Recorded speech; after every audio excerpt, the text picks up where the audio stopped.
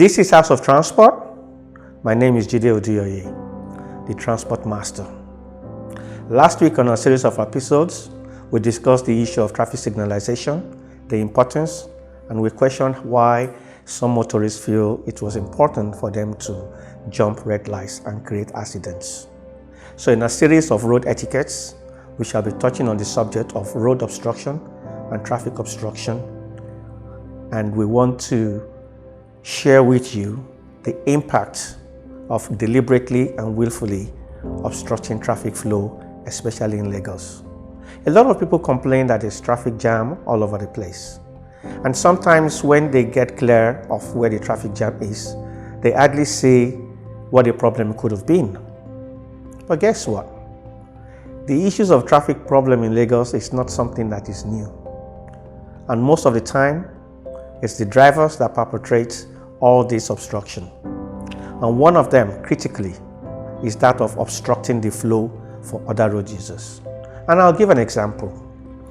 If you're familiar with the Third Mainland Bridge going towards Muson, you know you have drop down into Obalende, you have another drop down into TBS, and then you have the third one that goes to Musion before you now go towards Marina. So let's just take the third one for example. You know, most drivers know that there are practically only 2 lanes that can drop down on the ramp down from that bridge. But what do some drivers do? They pick up the 3rd lane and the 4th lane. Those are the 2 remaining lanes that those going to Marina would have used. But they use it and they go and shunt in front. And by doing that every single time, every day, 1 car, 20 cars, you don't believe that you're obstructing traffic. And then you get upset when you're apprehended by traffic officers. So what happens to those vehicles that were already in the queue? You feel like they don't have anywhere to go, like you're smarter than they are, you're sharper, like you want a new nickname, Sharp Guy. Huh? That is what is causing traffic. It's not the governor that is causing traffic in Lagos. It certainly isn't me. And it definitely isn't the traffic officers that are on the road. At least not when that kind of situation happens. So every time you stray away from your lane, especially when you're turning off a major highway, and the lane that you're occupying is meant for those going ahead, you are obstructing traffic. You don't really need a PhD in order to understand that. Most of the time, it's willful, and you know exactly what you're doing. So when you're obstructing somebody else from going forward, would you like it when it's done to you? Because every time a driver does that, he would have to force himself into the proper lane. And if those on the lane refuse to give him way, he will probably hit their car. And then what do we have? We have argument, we have road rage. Just because of the simple factor that some drivers refuse to go according to the traffic flow and stay within lane. A lot of drivers fall foul of enforcers on the Third Mainland Bridge when you're going to Adeniji. Same way, you have 4 lanes on the bridge.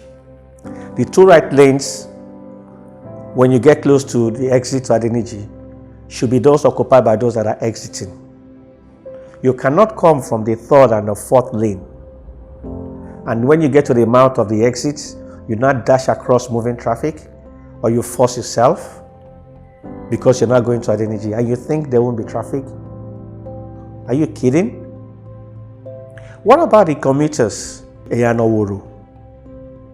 You know the big lay-by that is there? Do we not notice a lot of traffic on Third Mainland Bridge as you're coming down from the island to the mainland?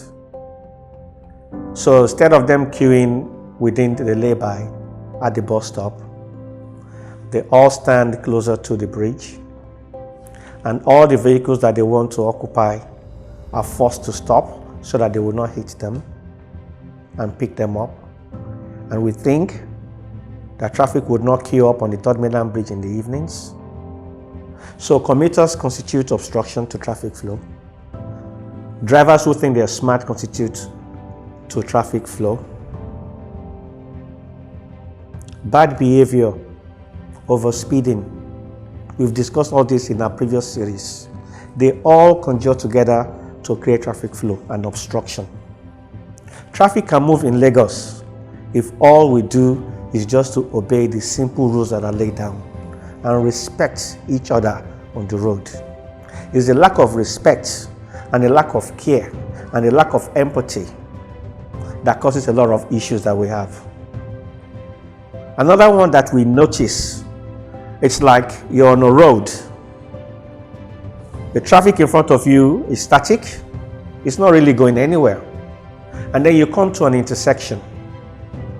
Intersection that you're supposed to leave a gap so that the traffic coming from the opposite side of where you're at can turn left into that road. You're not thinking that if you allow that traffic to move, then it will free up the traffic behind where you're going. So for every time, every situation where you block an intersection, you don't realize that you're causing yourself even more problems in terms of the traffic flow for yourself. It's not being smart. And I'll tell you, the worst you can lose is even if a vehicle came from the side road and joined your flow of traffic, which is what you're trying to avoid or prevent because you think the road belongs to you alone. That vehicle that goes in front of you just equates to 2 seconds. That is the value of any vehicle coming in front of you. 2 seconds. At the speed of 30 kilometers or 30 miles an hour, that is 2 seconds. So every time you're doing all these things, just remember when they say there's traffic obstruction, that you could be one of those that constitutes that factor. We're open to more discussion on this because I am sure our viewers would like to give their own opinion of what is going on or what they understand to be traffic obstruction. We're happy to do that. Please subscribe to our social media handles. And next episode, we shall be discussing issues about the use of phones while driving.